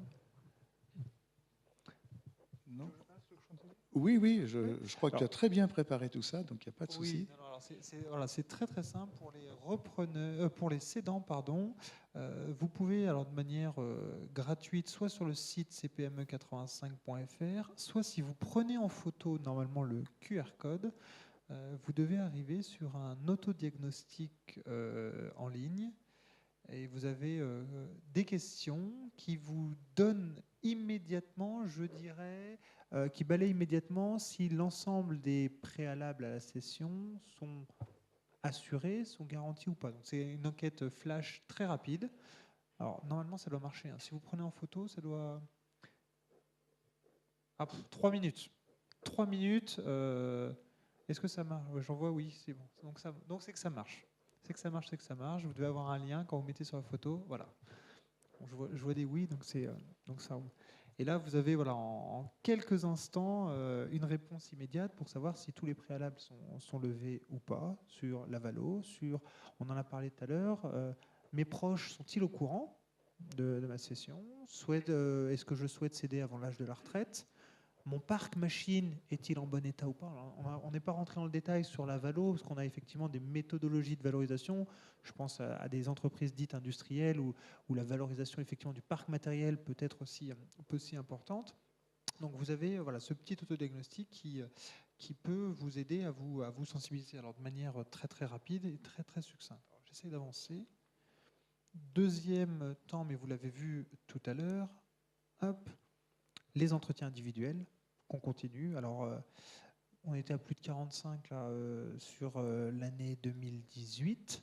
On continue 2019. Tous les premiers lundis du mois, sur rendez-vous, entretien gratuit confidentiel ou alors qui compose, enfin, je suis cédant, qu'est-ce que j'ai en face de moi quand je viens sur ces temps-là? Alors, les entretiens individuels comme ça sont toujours conduits d'abord à deux, par un binôme, donc, qui va être composé des membres de la commission qui ont signé une charte de confidentialité, c'est important de le rappeler. Et donc, les compétences dans cette commission, donc je le rappelle, on a comptable, notaire, gestion de patrimoine, protection sociale, finance, intermédiaire, et puis donc retraités qui souhaitent, retraités récents qui souhaitent donc accompagner aussi, parce qu'il y a tout ce volet humain qui est intéressant de développer lors de ces entretiens. Voilà, vous avez aussi voilà, effectivement en binôme, vous avez à chaque fois un chef d'entreprise qui vient de céder. Donc voilà, ce partage d'expérience-là, c'est les choses que les conseils vont pouvoir vous apporter. Mais voilà, il y a des choses, il y a des synergies, il y a une harmonie, il y a un fil conducteur aussi, enfin une humanité, hein, on l'a très bien dit. Et puis voilà, on a notre slogan derrière, notre valeur ajoutée, c'est l'homme. Enfin, voilà, c'est primordial pour mener à bien ces entretiens. Et puis notre parcours du cédant, qu'on continue. Alors voilà, donc les réunions à thème, hein, que vous pouvez les découvrir ici. Donc l'activité, donc l'entreprise est-elle attractive? Le calcul, enfin, ou les méthodes de valorisation, suis-je prêt à vendre ou armé pour vendre? L'audit de protection sociale. Et au-delà de ces 4 ateliers thématiques, il y a aussi les audits, disons le diagnostic de précession que voilà, nous sommes tout à fait disposés à faire. Et dans ce cas-là, évidemment, on se rend dans l'entreprise pour la découvrir, pour la comprendre, et puis pour expliquer aux dirigeants les quelques mesures peut-être qui peuvent être prises rapidement en vue de la session. Un dernier mot à tous les 4. Avant le merci à tous, excusez-moi, je suis allé un peu vite. Hop. En une phrase, voilà, je vous redonne un peu la thématique de départ. 2019-2024, le bon moment pour vendre mon entreprise. Alors, je vais y rajouter maintenant un point d'interrogation. Je vous pose la question, est-ce que c'est le bon moment ou pas pour vendre mon entreprise? Je commence par qui? Jean-Maxime Voisin, Banque Populaire. Moi, je pense que oui, c'est un bon moment pour vendre son entreprise, à condition qu'on ait fait tout le diagnostic, toutes les étapes qu'on a vues au début de cette présentation. Mais c'est vrai que sur le plan financier, aujourd'hui, on a plutôt une économie qui est favorable. On a des conditions financières qui sont favorables. Il y a de la liquidité sur le marché. L'argent est pas cher aussi chez vous, a priori? Oui, je pense qu'on a de bonnes conditions pour accompagner ce genre d'opération. Donc, je pense que oui, de ce point de vue-là, c'est un bon moment pour y réfléchir. Vincent Peloquin. aussi Oui, en je participation. confirme, il y a de l'électricité partout. Voilà, donc ça, c'est plutôt quelque chose de favorable. Ce qui est également très favorable, alors je crois que c'est le bon moment sous réserve que ce ne soit pas une vente subie. J'ai déjà dit, je crois que c'est important. Et puis je crois que c'est également un bon moment parce qu'il y a plein il y a plein de repreneurs. Il y a plein de gens qui sont, j'allais dire, attirés, ça c'est très très très bien, attirés par l'entrepreneuriat. Aujourd'hui, il y a plus d'acheteurs qu'il y a de vendeurs, hein, je vous le confirme. Hein. Après, souhaitons que ça dure, mais depuis 4 ans, 5 ans, j'allais dire l'entreprise, c'est pas ce qu'on entend partout dans les journaux, y compris télévisés, mais je veux dire, les entreprises sont devenues très très attractives. Il y a un marché actif avec énormément d'acheteurs. Donc je crois que ces gens-là, on peut leur faire confiance pour le futur, parce que si on décide à 40, 45 ans de changer de vie ou 50 ans et d'investir tantôt la vente de sa maison, tantôt ses économies dans l'acquisition d'une entreprise, c'est qu'on a confiance. Donc ça, il faut voir ça avec beaucoup de sérénité et de soleil quelque part. C'est plutôt bon signe, ça. Raphaël Dillet, Sorégor. Alors, moi, je connais les conditions fiscales d'aujourd'hui, 2018 ou 2019. Par contre, en 2024, on ne sait pas encore. Hein. C'est très fluctuant en ce moment, donc je ne vais pas me prononcer. Non, je dirais plutôt le bon moment pour vendre mon entreprise, c'est quand je suis prêt, quoi. C'est un peu le résumé de tout ce qu'on a dit. Il faut que le cédant soit prêt et ait fait toutes ces étapes voilà, qu'on a déroulées ce soir. Donc voilà, c'est à partir de ce moment-là où ça sera le bon moment. Après, les outils juridiques fiscaux, on les mettra en place derrière. Marc Rouillet. Que dire de plus? Je crois que j'ai rien à ajouter. Voilà, hein, c'est le bon moment, c'est quand on se sent prêt et quand l'entreprise est prête. C'est la conjonction, en fait. Voilà, et c'est des fois le plus difficile à obtenir. Marie-Agnès. Hop, allez, hop, viens ici, viens à ma place. Viens à ma place, viens à ma place.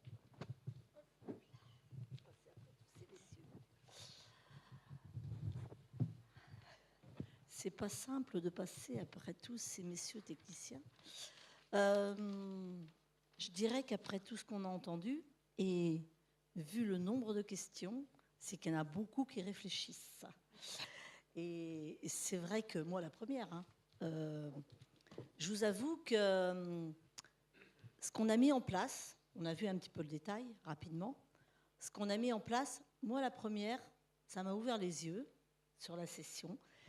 La première chose, c'est qu'il faut être prêt dans sa tête. Tant qu'on n'est pas prêt, enfin, c'est ce que je retiens, et avec mon expérience personnelle, c'est aussi ce que j'ai vu. Si on n'est pas prêt, c'est pas la peine. Parce que de toute façon, quand on arrivera à la signature, on ne le fera pas. Ça, c'est la première chose. La deuxième chose, alors, il y a différentes sessions. Il y a la session quand on arrive en fin d'activité et qu'effectivement arrive un moment où on est quand même obligé de passer le relais. Ça, c'est la première chose. Mais il y a aussi la session. Effectivement, on peut avoir 35, 40, 45 ans, 50 ans, et derrière, on va sur une activité. Moi, j'ai plus parlé du côté expérience, arrivé à la fin de son activité et où on doit passer le relais, et là où c'est, à mon avis, moins évident, où, à mon avis, on retrouve la problématique de 10 ou 15 000 entreprises en France, surtout dans les TPE, qui n'ont pas anticipé et qui se retrouvent à un moment donné à ne plus pouvoir continuer leur activité. Et là, on a la perte d'expérience, on a la perte aussi du savoir-faire et la perte des salariés. C'est clair, hein, ça c'est une chose. Donc il faut y réfléchir. Et la réflexion, on se la repousse tout le temps parce qu'on se dit, j'ai encore le temps. Et on s'aperçoit à vous entendre qu'il faut quand même anticiper, ne serait-ce que de se préparer, mais aussi tout le côté technique. Et c'est pour ça qu'il y a 2 ans, on a mis en place tout ce dispositif. C'est pour vous faciliter cette réflexion.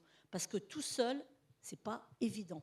Alors, je parle pour les petites entreprises de moins de 20 salariés, surtout. Parce qu'effectivement, quand on arrive sur 50, 100 salariés, on a des services, enfin, c'est complètement une gymnastique et c'est complètement différent. Mais quand on est petite entreprise, d'autant plus quand on l'a créé, que c'est son bébé, eh ben, c'est drôlement dur de le céder. Et j'ai 1 ou 2 exemples d'entreprises récemment qui ont été vendues. Et j'ai rencontré la personne il y a 15 jours.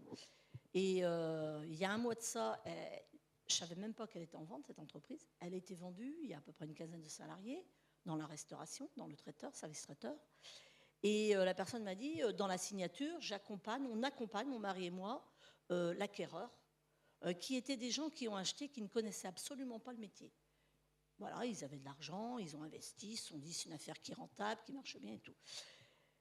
Au bout de 3 semaines, j'ai retrouvé cette personne-là, mais complètement, pratiquement au bord de la dépression. Pourquoi ? Parce que le repreneur s'est rendu compte que les salariés parlaient toujours à leur patron, qui n'était plus leur patron, et on commençait à avoir ombrage. Les clients qui continuaient à s'adresser aux anciens propriétaires, et là, ils ont dit, ça faisait 3 semaines que c'était vendu, il y avait une clause comme quoi ils l'accompagnaient pendant 3 mois. Et au bout de 3 semaines, il y a eu un clash.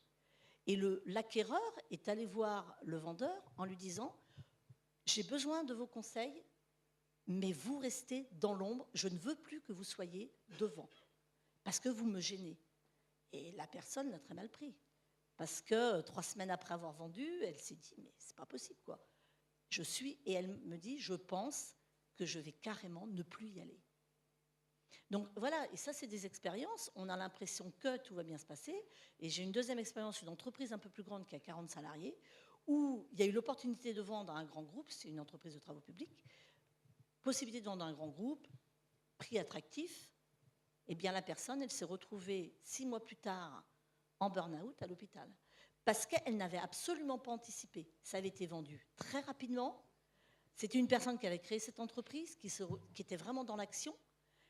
Bon, le gain était intéressant. Bon, il dit pourquoi pas. Il avait aussi dans le contrat de vente 6 mois à aider le nouveau chef d'entreprise.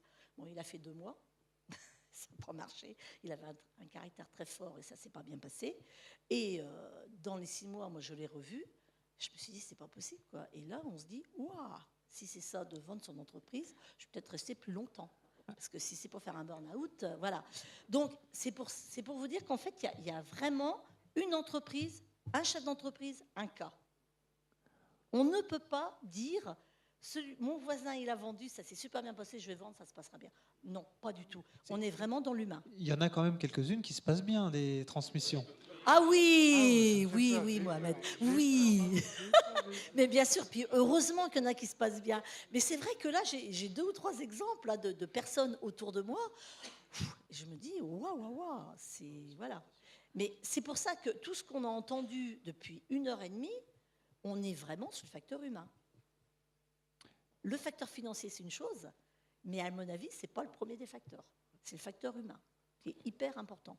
Et c'est pour ça que, je vais terminer là-dessus, que dans les actions qu'on mène et qu'on va mener dans le cadre de la commission cession-transmission, autant départementale que régionale, c'est aussi l'après-cession et comment on accompagne le chef d'entreprise qui a vendu dans le côté humain et psychologique.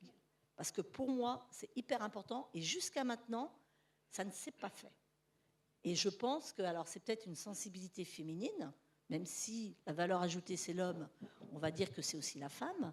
Et c'est peut-être le côté, la sensibilité féminine. Je sais. Monsieur Péloquin, c'est une petite boutade. Mais c'est vrai que c'est peut-être la sensibilité féminine qui fait que je pense qu'on a aussi à travailler sur l'après et sur le côté psychologique. Voilà. Marc, merci Marie-Agnès. Marc, juste un petit mot, c'est vrai qu'on n'en a pas parlé, mais Marie-Agnès l'a soulevé là. Ce après fait que la commission aussi session va accompagner aussi de plus en plus les repreneurs. On parlait de label repreneur, etc. Est-ce que tu peux nous en dire 2 petits mots avant de clôturer cette soirée, s'il te plaît? Oui, en fait... en fait, c'est assez simple, c'est-à-dire qu'on est sollicité par un certain nombre de repreneurs et ce que l'on n'a pas souhaité à la CPME, parce que c'est très compliqué, c'est de faire de la mise en relation quelque part, parce que voilà, il y a plein de problèmes déontologiques derrière, etc. Par contre, il y a des repreneurs qui sont porteurs de beaux projets et notre idée, c'est d'élargir un petit peu les compétences de la commission, c'est de les recevoir et de décerner une espèce de label et ensuite donc de passer leur fiche de cadrage, on va appeler ça comme ça bien souvent, leur fiche de projet sur notre site web pour permettre justement aux cédants, il y en a sans doute parmi vous, de pouvoir prendre contact avec ces repreneurs que nous aurons labellisés. Jean-Maxime Voisin. Moi, je voudrais juste dire un petit mot sur notre métier, celui d'intermédiaire, parce que là, vous nous avez dit qu'il y avait des cas compliqués.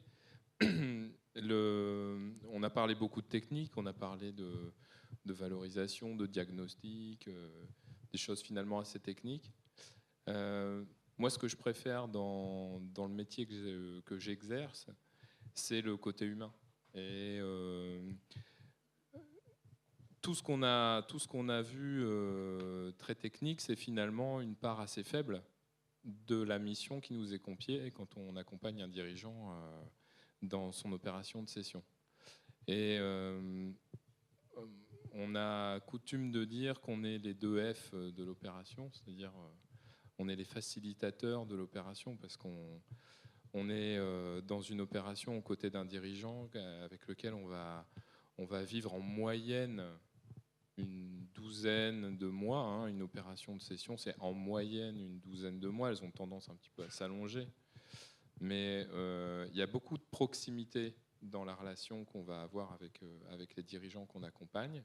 Il y a beaucoup de questions qui se posent. Donc on réfléchit ensemble, on se pose des questions. On pose des questions aux autres conseils qui entourent le dirigeant. Enfin voilà, on forme une vraie équipe.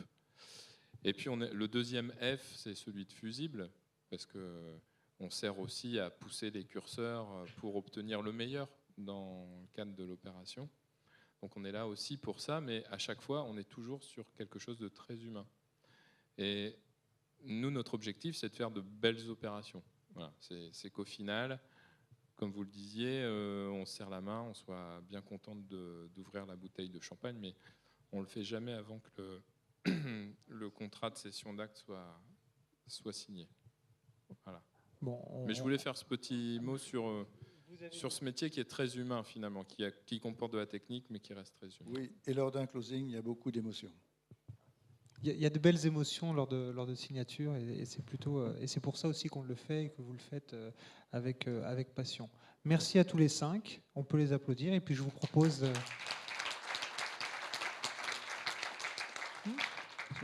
Jean-Maxime Voisin l'a dit, donc on ne va pas se serrer la main, mais on va au moins aller ouvrir une bouteille en haut et puis déguster quelques réductions. Alors, on me dit, quand vous montez dans le hall, à droite, vous devriez normalement trouver votre bonheur. Merci à tous, bonne soirée.